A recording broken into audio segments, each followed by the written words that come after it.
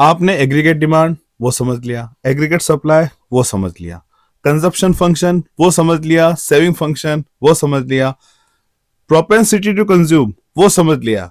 मगर अब जो सामने देख रहे हो types of propensity to save, मतलब प्रोपेंसिटी टू सेव क्या होती है, वो अगर आपने नहीं समझा है तो बेटा एग्जाम में जरूर नंबर कटेगा, बोर्ड एग्जाम में जरूर आपके मार्क्स जाएगा। क्यों? क्योंकि यहां पर प्रोपेंसिटी टू कंज्यूम और propensity to save, propensity to consume के दो पार्ट अपन देखे थे। कौन कौन से टाइप्स थे? एक तो था APC, average propensity to consume, याद है इसका फॉर्मूला क्या था? C upon Y. और दूसरा जो है वो है marginal propensity to consume, MPC, उसका फॉर्मूला क्या था? Delta C upon delta Y. इस प्रकार से हमने इन दोनों के बारे में समझा था। मगर अब यहां पर अगर हमने प्रोपेंसिटी टू सेव के बारे में नहीं समझा है तो जो इससे रिलेटेड जो भी न्यूमेरिकल्स हैं वो हमारे गलत हो जाएंगे, जो टेक्निकल्स हैं वो हम समझ नहीं पाएंगे। तो इसके लिए जरूरी है कि हमें यहाँ पर प्रोपेंसिटी टू सेव क्या है वो भी हमें डिटेल में समझना होगा, ताकि एग्जाम में परफेक्ट मार्क्स जो अपन लाना चाहते हैं वो अपन को पूरे पूरे मार्क्स मिले, और जो अंडरस्टैंडिंग लेवल है अपना वो बिल्कुल हाई लेवल पर है। ठीक है, तो शुरू करते हैं, समझते हैं कि प्रोपेंसिटी टू सेव है क्या है और इसके टाइप्स कौन कौन से होते हैं। अब सबसे पहले अपने सामने क्वेश्चन ये आता है कि ये प्रोपेंसिटी टू सेव है क्या। तो simply propensity to save refers to the tendency of individuals to save a part of their income rather than spending it on a consumption। मतलब ये साफ बताता है कि लोग बाग जो हैं वो अपनी इनकम में से कितना बचाने की प्रवृत्ति रखते हैं, बस ये है प्रोपेंसिटी टू सेव। जनरली हमने देखा है कि जैसे जैसे इनकम कंजप्शन, किन्स ने भी ये कहा है, जो किन्स का साइकोलॉजिकल लॉ है उसमें किन्स ने भी ये कहा है कि as income increases consumption also increases. मगर जितनी रेट इनकम में चेंज होने की होती उतना कंजप्शन नहीं होता, यानी लोग बाग कुछ न कुछ बचाते भी हैं। जनरली आप और हम, आपके पापा, आपके घर में जो भी अर्निंग पर्सन है, चाहे आपके मदर हो, आंटी हो, अंकल हो, पापा हो, दादा हो, दादी हो, नाना हो, नानी हो, मामा हो, मामी हो, सब कुछ सभी जने, चाहे कंपनी का बड़ा मालिक हो, कोई बड़ी कंपनी का मालिक हो, या कोई छोटी की दुकान का कोई मालिक हो, हर व्यक्ति कुछ न कुछ बचाता जरूर है। तो उनके जो बचाने की प्रवृत्ति है, जो सेव करने की जो टेंडेंसी है, उसी को हम यहाँ पर प्रोपेंसिटी टू सेव कहते हैं। अब जैसा कि प्रोपेंसिटी टू कंज्यूम के दो पार्ट थे, वैसा यहाँ पर भी इसके दो पार्ट हैं। पहला आप देख रहे हो average propensity to save, simple सा है, कोई इतना टेंशन वाली बात नहीं है। सामने आपके average propensity to save, APS.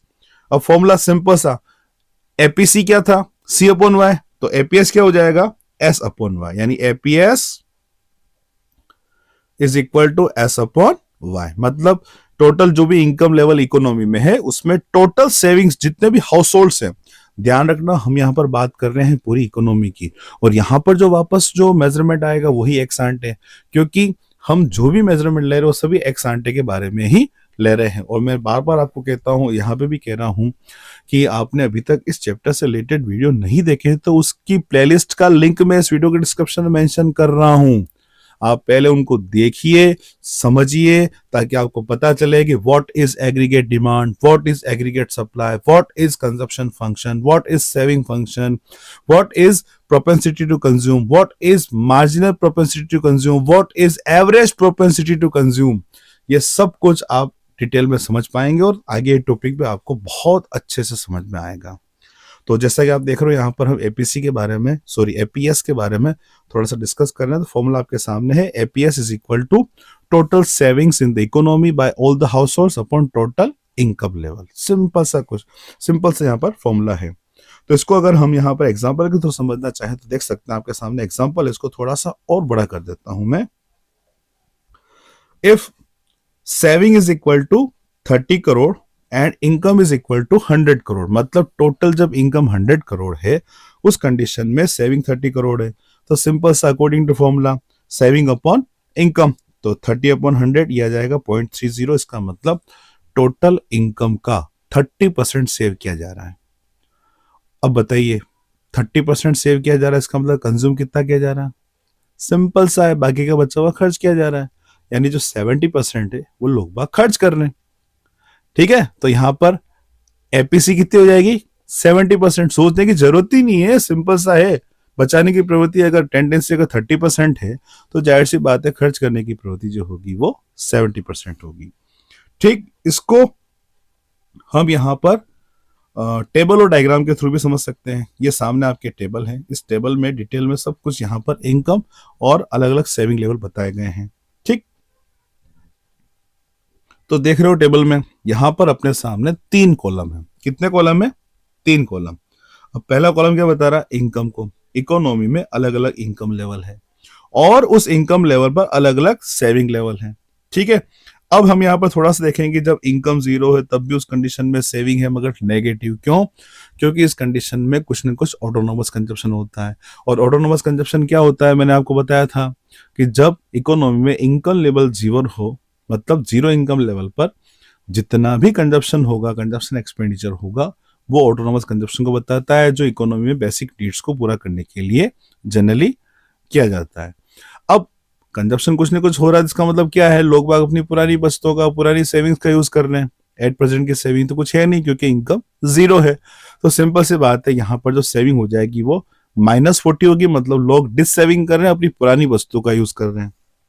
ठीक है, फिर आगे जाके अब इनकम अगर 100 है तो उस कंडीशन में सेविंग -20 है। मतलब यह है कि यहाँ पर अब धीरे धीरे लोग खर्च कम करने लगे हैं, बचाना ज्यादा लगे हैं। मतलब खर्च करने की प्रवृत्ति कम हुई तो बचते जो नेगेटिव थोड़ी कम होने लगी है। और अब 200 जब इनकम लेवल है तो सेविंग कितनी हो गई? 0, जिसको अपन कहते हैं, क्या बताया था मैंने आपको पिछले वीडियोस में, याद है कुछ? मैं फिर कह रहा हूं, नहीं देखे तो आप जाइए उनको समझिए। एक वीडियो देखने समझ में नहीं आएगा, जब आप पूरी सीरीज को अच्छा समझेंगे तो ये चैप्टर, ये यूनिट पूरी कंठस्थ हो जाएगी, किसी प्रकार से कोई दिक्कत आपको आने वाली नहीं है। तो यहां पर सेविंग 0, इसका मतलब ये ब्रेक इवन पॉइंट है। इस लेवल पर कंजप्शन और इनकम दोनों इक्वल होंगे, तभी तो सेविंग 0 होगी। मतलब जितनी इनकम उतना सब कुछ खर्च हो गया। तो फिर आगे हम देख सकते हैं कि जब इनकम 300 हुई तो उस कंडीशन में सेविंग पॉजिटिव होगी। ये तो बात हो गई इनकम और सेविंग की। अब बात हमारा मेन मुद्दा है कि एपीएस क्या है। फॉर्मूला देख रहे हो आप, APS is equal to S upon Y. तो जब इनकम 0 है और सेविंग 40 है तो हम यहां पर निकाल नहीं पाएंगे, आंसर इंफिनिटी आएगा। तो ये तो लॉजिकली सही नहीं बैठता है, इसलिए उस पहले वाले को डैश मान लिया। फिर नेक्स्ट जब इनकम 100 है तो उस कंडीशन में सेविंग कितनी हो गई? 20, तो 20/100। ठीक है, तो -20/100, तो एपीएस कितनी हो जाएगी? -0.20, मतलब 20% माइनस में टेंडेंसी लोगों की यहाँ वो डिस सेविंग कर रहे हैं। फिर आगे जाके जब इनकम 200 है, सेविंग 0, 0/200, मतलब एपीएस 0 हो गई, लोग कुछ नहीं बचा रहे। एपीएस बताती है लोगों के बचाने की प्रवृत्ति है। माइनस में लोग मतलब डिस सेविंग कर रहे हैं, 0 इसका मतलब लोग कुछ नहीं बचा रहे हैं, और पॉजिटिव इसका मतलब जो भी लोग बाग है इकोनॉमी में, जो भी पर्सन है, पीपल्स है, वो पॉजिटिव सेविंग कर रहे हैं। फिर आगे बढ़ते हैं, जब इनकम 400 है उस कंडीशन में सेविंग 40 है, तो 40/400 इज इक्वल टू 0.10, यानी 10% अब लोग बाग यहाँ पर बचाने लगे हैं। तो इससे रिलेटेड कौन कौन से ऑब्जर्वेशन हमें देखने को मिलते हैं वो थोड़ा सा पहले हम देख लेते हैं, ये यहां पर। ठीक है, उसके बाद अपन इसके डायग्राम को देखते हैं। अब एपीएस से रिलेटेड कुछ इंपोर्टेंट पॉइंट्स अपने सामने हैं। क्या है? पहला कि first, APS can never be 1 और मोर। ये कभी भी एक से ज्यादा या तो एक या एक से ज्यादा कभी नहीं होगी। इस टेबल में आप देख सकते हो, कहीं पर आपको एक दिख रही? क्या नहीं होगी? क्यों नहीं होगी? ये एक कब होगी? सिंपल, इसका फॉर्मूला क्या आप बताओ मुझे। अभी देखा अपन ने एस अपॉन वाई। अब ये इक्वल टू 1 कब होगी? जब ये दोनों इक्वल हो। और ऐसा तो कभी हो ही नहीं सकता है कि जितनी भी इनकम हो सब टोटल सेव कर ली जाए। ऐसा कोई इनकम लेवल हो सकता है इकोनॉमी में? नहीं, कुछ न कुछ तो कंजप्शन करना होगा। अरे भैया जी, 0 इनकम लेवल पर भी हमने ऑटोनोमस कंजप्शन माना है, तो यहां पर क्यों नहीं होगा? तो इसलिए एक नहीं हो सकती है। फिर नेक्स्ट, एपीएस कैन बी 0। ये 0 भी हो सकती है। ये 0 कब होगी? जब एस अपॉन वाई, यानी जब सेविंग कुछ नहीं हो रही हो तो उस कंडीशन में ये इसकी वैल्यू क्या आ जाएगी अपने सामने? 0, जो कि अभी अपन ने इस टेबल में देखा था। देख रहे हैं सामने 0 कब है? जब सेविंग 0 है। फिर वापस आगे बढ़ते हैं, APS can be negative, negative भी हो सकती है, ये आपके सामने देखो नेगेटिव कैसे हो सकती है कि जब जीरो इनकम लेवल हो या फिर कुछ इनकम लेवल ऐसे हो या ब्रेक इवन पॉइंट से पहले इनकम लेवल की बात करेंगे तो उस कंडीशन में ये जो है एपीएस नेगेटिव आएगी क्योंकि लोग यहाँ पर डिसेविंग कर रहे हैं। फिर वापस अपन अगला पॉइंट देखते हैं, एपीएस राइजेस विथ इनकम। अब जैसे जैसे इनकम बढ़ेगी वैसे वैसे एपीएस बढ़ती जाएगी, ये साफ तौर पे आपके सामने टेबल में दे रखा है, देख रहे हैं आप। पहले माइनस में थी, फिर जीरो हुई, फिर प्लस में हुई, फिर प्लस 0.067, उसके बाद 0.10, यानी लगातार जैसे जैसे इनकम इंक्रीज होगी तो एपीएस की जो एपीएस की जो वैल्यू है वो भी लगातार बढ़ती जाएगी, ये जीरो से या माइनस से प्लस में आती जाएगी। ठीक है, तो इस प्रकार से हम देख सकते हैं कि ये पूरी एपीएस है, इससे रिलेटेड जो भी इंपॉर्टेंट पॉइंट्स बनते हैं वो अपन देख लिए। अब बात आती है अपने सामने डायग्राम की, ड से डायग्राम आ गया वापस, क्या है ये ड से डायग्राम, तो इसको अपन यहां पर समझते हैं। तो जैसा कि आपके सामने है, यहां पर अपने पास एक सेविंग कर्व है, ये कैसे बनता है वो अपन देख चुके हैं सेविंग फंक्शन में। ठीक है, तो ज्यादा अपन डिटेल में इसको देखेंगे नहीं, मैं फिर कह रहा हूं पहले पिछले वीडियो आप देखिए ताकि आप सबको समझ में आपको आ सके। तो जीरो इनकम लेवल पर कुछ न कुछ कंजप्शन होगा पॉजिटिव, सेविंग होगी नेगेटिव, तो ये पूरा जो पोर्शन है ये डिस सेविंग को बता रहा है। यहां पर सेविंग है जीरो, क्यों? क्योंकि इस लेवल पर कंजप्शन और इनकम दोनों इक्वल हैं। फिर उसके बाद आगे सेविंग जो है इसके बाद पॉजिटिव होना शुरू हो जाती है, ये तो हो गई एक बात। अब हम इस सेविंग कर्व पर एपीएस पर्टिकुलर इस पॉइंट पर अगर हमें एपीएस फाइंड करनी है क्या करेंगे, सिंपल सा है, यहां से एक परपेंडिकुलर डाला, इधर अपन हॉरिजॉन्टल लाइन खींची, तो देख सकते हो कि ये जो परपेंडिकुलर है ये क्या बता रहा है, इतनी टोटल इनकम, इनकम कितनी ओ वाई वन, और यहां पर सेविंग कितनी टोटल ओ आर, मतलब O Y one income level पर ओ आर टोटल सेविंग है। तो आप देख सकते हैं APS is equal to S upon Y O R upon O Y one. Graph में जो भी वैल्यू होगी अपने पास वो वैल्यू यहां पर डालकर इजी वे से एपीएस फाइंड कर सकते हैं। ठीक, बस और कुछ भी नहीं है, बिल्कुल सिंपल सा है। बड़े आगे, तो एक बार अगर आपको ये, मैं आपसे एक रिक्वेस्ट कर रहा हूं, रिक्वेस्ट क्या है, करना चाहिए नहीं करना चाहिए, अगर आपको वास्तव में टॉपिक समझ में आ रहा है तो एक लाइक जरूर करें और अपने फ्रेंड सर्कल में इसको ज़्यादा ज़्यादा शेयर करें। और जो भी कमेंट माइंड में आया है, आपको वीडियो कैसा लग रहा है, टॉपिक समझ में आया नहीं आया, आपको किस प्रकार के और वीडियो चाहिए, तो आप कमेंट बॉक्स में जाकर कमेंट जरूर करें। और साथ साथ मैं अपने व्हाट्सएप नंबर डिस्क्रिप्शन में मेंशन कर रहा हूं, अगर आपको नोट्स चाहिए, ये सामने आप देख सकते हैं नोट्स, बहुत शॉर्ट में इजी वे से, सब पिछले भी अपन ने पढ़े हैं, सब कुछ शॉर्ट में बनाया गया बेटा, बहुत मेहनत लगी है। अगर आपको चाहिए तो मुझे व्हाट्सएप जरूर करिए, आपका नाम, आपकी क्लास, आप कहाँ से हैं, आप क्या कर रहे हैं, ये साथ में जरूर भेजें। ठीक है, तो बिना समय गवाए अब थोड़ा सा आगे बढ़ते हैं। तो देख रहे हो आप यहाँ पर आपके सामने कि मार्जिनल प्रोपेंसिटी सेव है क्या, सिंपल सा इनकम का वह पार्ट है जो इनकम बढ़ने पर एक्स्ट्रा सेव किया जाता है। अब जाहिर सी बात है, इनकम बढ़ेगी तो कंजप्शन भी बढ़ेगा, मगर कुछ पार्ट बचेगा भी। तो अगर जितना भी चेंज इनकम में आया उसके एवज में सेव कितना किया जा रहा है, अगर इनकम 100 करोड़ बढ़ी और सेविंग उसमें से 20 करोड़ हुई, तो इसका मतलब यहां पर इन दोनों के रेशो को अपन लेते हैं तो वो कहलाएगा मार्जिनल प्रोपेंसिटी टू सेव। क्या है वो अपन देखते हैं। इसका फॉर्मूला जैसा कि एमपीसी था, एमपीसी का फॉर्मूला क्या, साथ साथ लिखते हैं, MPC is equal to delta C upon delta Y, यही था ना, याद आया। अब एमपीएस क्या हो जाएगा, simple delta S upon delta Y, मतलब जितना भी चेंज सेविंग में आया, जितना भी चेंज इनकम में आया, दोनों का रेशो निकाल दो तो हो जाएगा यहां पर एमपीएस।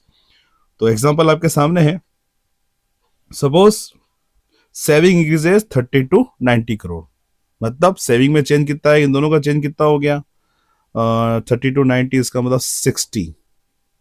ठीक, फिर उसके बाद इनकम इंक्रीजेस 100 to 200, मतलब इनकम में चेंज कितना आ रहा है, 100 से 200 हो गया 100 का, तो 60 अपॉन 100 इज इक्वल टू 0.60, मतलब 60% जो भी एडिशनल इनकम होगी उसका 60% जो है वो बचाया जाएगा। ठीक है, सिंपल सा है, एग्जाम में आया तो कोई भी यहां पर कंफ्यूज होने की, घबराने की बिल्कुल भी जरूरत नहीं है। अब आपके सामने टेबल है, उसके बाद अपन इसके ग्राफ को समझेंगे। पहले टेबल को समझते हैं, इसकी टेंडेंसी को समझेंगे, फिर इसके ग्राफ को देखते हैं।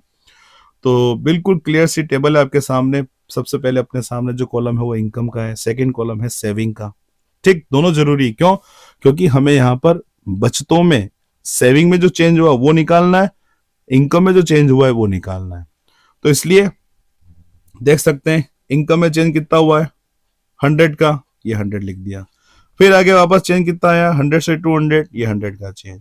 फिर वापस चेंज कितना आया 200 से 300, ये 100 का चेंज। तो देख सकते हैं यहाँ पर इनकम में चेंज 100 का है। अब बात आती है सेविंग का चेंज। तो फर्स्ट तो निकलेगा नहीं, हमेशा बोलते हैं, क्योंकि उसके पहले का डेटा अपने पास अवेलेबल नहीं है। तो यहाँ पर चेंज कितना रहा है -40 से -20। अब एब्सोल्यूट वैल्यू नहीं, इसका मतलब नहीं आप माइनस लिख दो। एब्सोल्यूट चेंज कितना रहा है 20 का, ये 20। फिर वापस -20 से 0, 20 का चेंज। फिर 0 से 20, 20 का चेंज। फिर 20 से 40, 20 का चेंज। देख रहे हैं आप? तो ये तो हो गया इनकम में चेंज, और ये हो गया टोटल सेविंग में चेंज। अब एमपीएस निकालना, फॉर्मूला भी आपके सामने, delta S upon delta Y. पहले में निकालेंगे अपन, तो देख सकते हैं कि सेविंग 20 है, इनकम में चेंज, सेविंग में चेंज 20 है, इनकम में चेंज 100 का है, तो 20 अपॉन 100 0.2। सब में चेंज से हमारा देख रहे हैं 20 अपॉन 100, 20 अपॉन 100, 20 अपॉन 100।